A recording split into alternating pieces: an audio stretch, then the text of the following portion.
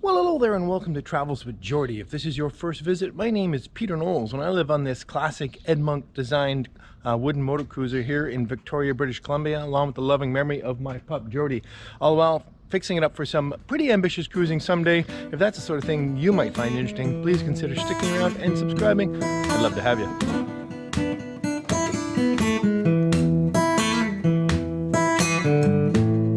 So what on earth have I been up to? Well, continuing to finish up with all the topside stuff. You can see there's a ton of bungs now in the bottom of the boat. Most of the boat from about here up is ready to go. If you've been following along with the other little episodes, you'll know that we decided to replace the garboard plank, and I am 15 minutes from going to the boatyard to find out, to the lumberyard to find out if I can get some yellow cedar. Otherwise, we'll do it in Sapele. Anyway, this has been a 3-day episode. Didn't shoot a lot of stuff while I was just caulking and doing all this sticky stuff because it wasn't all that entertaining. But let's jump back in time and get back to here with a quick little peek at whether or not we get some yellow cedar or not. Well, good morning. Happy to have some helper today. Some of you will recognize Alex, who always comes to the rescue when there's things to be done. Actually, lots of people do. Thanks for coming by, mate. You got it. Excellent. So we're going to put the tanks in today, or at least we're going to dry fit them, right? I mean, we'll see. It might actually have to come out again, but at least... Why is that, Peter? Because we still got to put the engine back in before we can...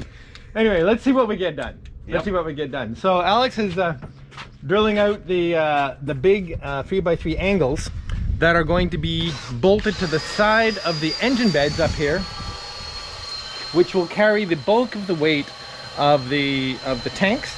And what I want to do is get the engine beds back in and at least dry fit the tanks, maybe, or at least one side, because the engine is currently on the port side, so we can only do this to one tank. But I want to develop the system, make sure everything fits, make sure my system of the little ventilated plastic things work well. Anyway, it's going to be an interesting day. It looks like it's going to be hot. Anyway, it's good stuff to get done while I wait for Monday to be able to get the wood to fix the garboard plank. Anyway, let's keep at it.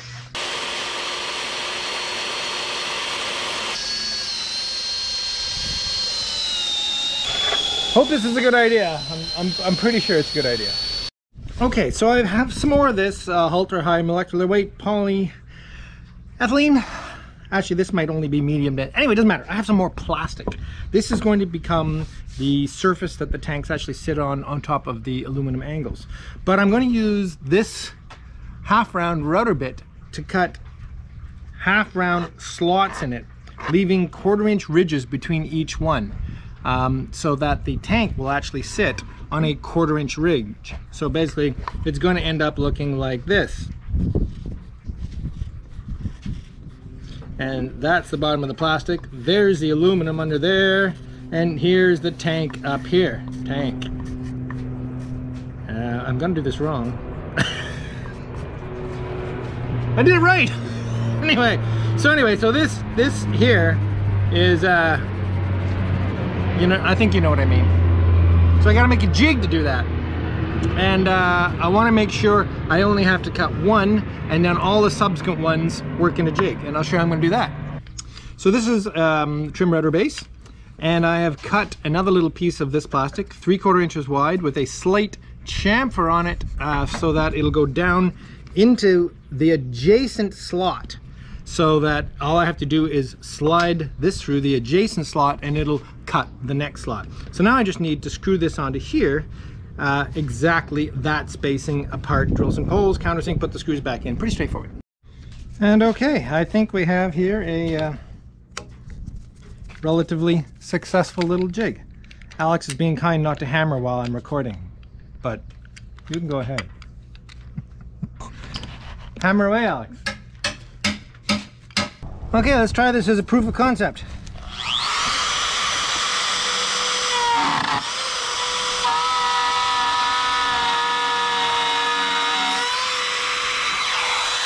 Woohoo!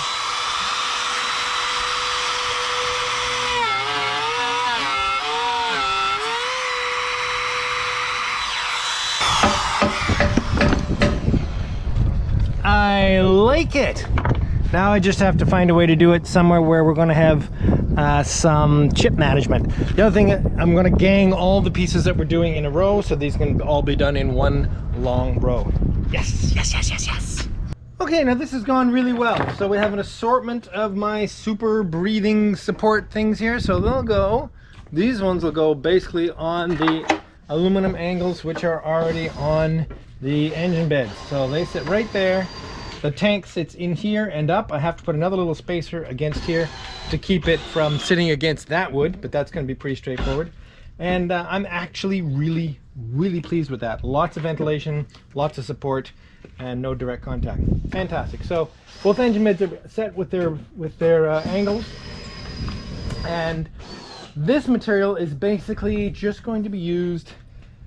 Not quite sure yet. I have to get inside and start to think about the way I'm going to support the other edge of the tank. In other words, the other much thinner edge of the tank, which is less of a concern, but it certainly still needs to be supported. I have lots of good strong sapelli to do it, and I have lots of good strong stringers in the boat to attach them to. So let's play with that. Okay, now if this isn't tricky, you've heard of a square peg in a round hole. Well, I'm trying to fit a triangular box inside a bowl. So here are the fixed, the givens, in other words. How about that big gap in my garboard, eh? Nice. Anyway, so the engine beds are in, and they're in the right place. So I have my spacer underneath, corrugated spacer that's allowed for ventilation on top of the angle, and the tank is sitting on it. And I have my little spacers in here that will define the space that's going to be left in here for that air to circulate up through here. Now, that's fine. And the tank is in exactly the right position. In other words, it is a 1/8 of an inch, strong 1/8 below and flush below the structure. So everything is perfect. So the way I've done it, it's going to be supported here. Let me just get you more and more dizzy. Primarily on the angle at the bottom here, but also by a piece of wood up here. Now, don't worry, it's not going to be wood against the tank. This is just a mock-up. So I basically put a 2x4 under here, and the structure will sit against my new stringers, which it's almost parallel to. And it'll be a 2x6 on edge, in other words, 90 degrees to this, with more of those corrugated plastic pieces up on top sitting against the tank. So what I'm doing is using my clamps in their backward mode to bring this 2x4 up, and you can see all the way underneath. It is supporting the tank evenly all the way along, and that's working out really well. So now I just have to measure the spaces between the 2x4 and each of the frames it's going to sit on, and then use that to create a mahogany 2x6 on edge that is ripped down to the curve of the bowl of the inside of the frames, but flat on the inside, and taking into account the plastic corrugated stuff that's going on it. Anyway, it's definitely a mind game, but I'm really enjoying it because it's going to be skookum. Okay, the wood is here. It took him a while to find it. It was like being at the doctor's office waiting for your diagnosis. Anyway, the wood is here. It looks very nice. It's 13.5 inches wide. It is such a beautiful plank. It almost kills me anyway. So I'm gonna go back and spile the planks, make sure I know exactly the width I need, and they're gonna dress them for me in the next day or so, and we'll be done. Wow. I'm loving my new chair. It's awesome. Anyway, okay, so time to get the old garboards off. Unhappily, well, I had riddled them with screws, so there's a lot of screws to pull back out. Anyway, at least they went in recently, so they should come out relatively well. All right, onward. Where I have a troublesome screw that I couldn't get out, I'll just cut around it with a little hole saw without a pilot drill. Yeah, pretty tough stuff, you know? Well, I can't say this plank wants to come off too easily. That's a good sign. Means all the old fasteners are holding relatively well.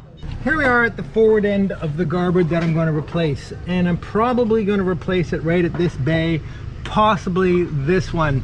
I have roughly 13 feet of wood to work with, and that would take me to about here. So I'm not going to cut this though until I actually have that wood in my hands What if there's a defect, a knot, some sort of end split? I want to make sure I do not remove more wood than I get wood to put back on.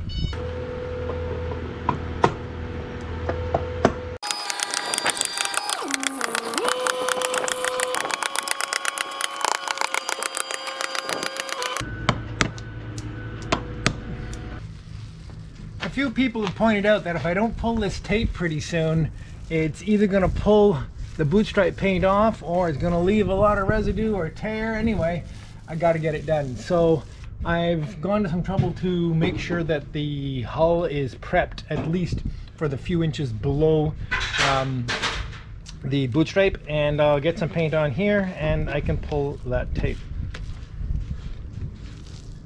It's actually good because I'm going to put quite a few coats of paint right at the water line, because that's really where the most growth seems to happen.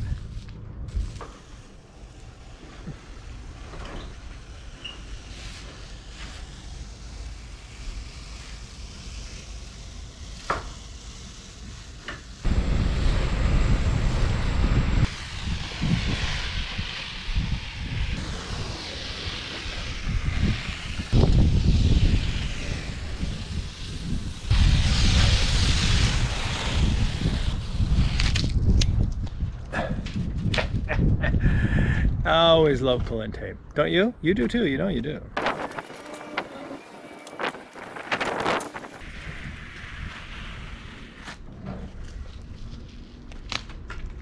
Okay, back to the tank support. The tank was just in place, and fortunately a friend dropped by, Matt, and he was able to help me haul it back out again so that I can finalize this part of the support. Basically what I did is I put it in place, and I have some wedges at both ends. You can see some support there on that frame that is flat against this portion of the bottom of the tank. So now I just have to measure from here down to the various frames so that I can rebuild this in heavy sapele and put more of this plastic, ventilated plastic on it, although it'll be the black stuff that I made, and put that back in place for the final installation of one of the tanks. But again, this is a proof of concept. The other side will go much quicker. However, first I have to reinstall the engine. There's way too much stuff going on in here. I'm measuring from the top, but it's perfectly easy to just subtract the thickness of the stud here. 4.29. Does anyone actually use these calipers as a vernier anymore? I mean, I'm not even sure I remember how to read a vernier. Yeah, pretty handy as they are though. Okay, so I'm going to transcribe all these dimensions onto this piece of 1 3/4 sapele. Now there's a bit of a flaw in this, and that is this is 3.5 inches wide and this is 1 3/4 inches wide. So the slope is not going to be a direct transfer. So first I'll start with the end ones. They're pretty straightforward. Shoot it under here, hit the stop, and it's right about there. An arc drawn through these points represents the arc that is the inside of the bowl of the hull.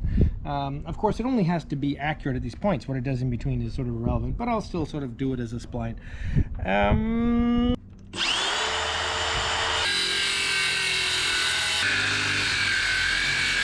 Okay, so I think I'm pretty close. I have approximated the angles with a crude calculation. This should be pretty close. There's nothing like test fitting to prove it. Okay, so a little bit of trimming in place and it's perfect. It's not rocky on any of these. The angle is perfect. There's no gaps. Time to fasten it.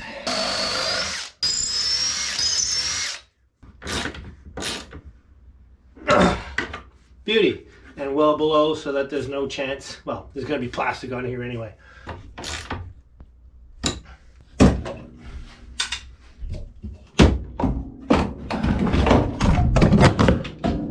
Nice. Haven't done much of that this trip. Okay then, so all I need now is a way to test fit the tank again by myself. I'll come up with something. And then if we revisit the wall of reality, it's becoming completely meaningless. I have yet again canceled my launch date, which was for today, and left it open. I've told the yard I have no idea when I'm launching. Therefore, I'm not going to be deadline based anymore. I'm going to be task based. So let's just pull off all this meaningless drivel and put some actual tasks. Of course, launching is a task. So, install tanks. And what I mean by install tanks is get them in permanently, which is more than just place them in the bilges, which is what I did to get here. Install engine, which is crucial to going anywhere. Install bilge pump, which is absolutely crucial to not sinking when I launch. Install garboard planks, which is absolutely crucial to not having a gaping hole in the bottom of the boat. Fuel system. Now this is a little bit optional because I'm going, when I leave here, to steam 2 hours to Maple Bay, where I can stay on a mooring with some friends, with Scott and Lloyd is there. So I could get there on the jerry can system, but if I have time, I'd love to do the fuel system right before I leave here. Caulk and pay the garboard seam, both sides actually, the garboard and the next one up. In other words, all around the garboard plank, which should be relatively straightforward because I'll have perfect new seams, won't I? Clean stern gear. That's basically polish the prop, tidy up the rudder, stuff like that. Paint the bottom. Yes, of course. Clean up. Not an insignificant task, both my space here in the yard and the boat in general. And launch. There will be more things on this list for sure, but that'll do for today. Now that doesn't necessarily represent 10 days. Better.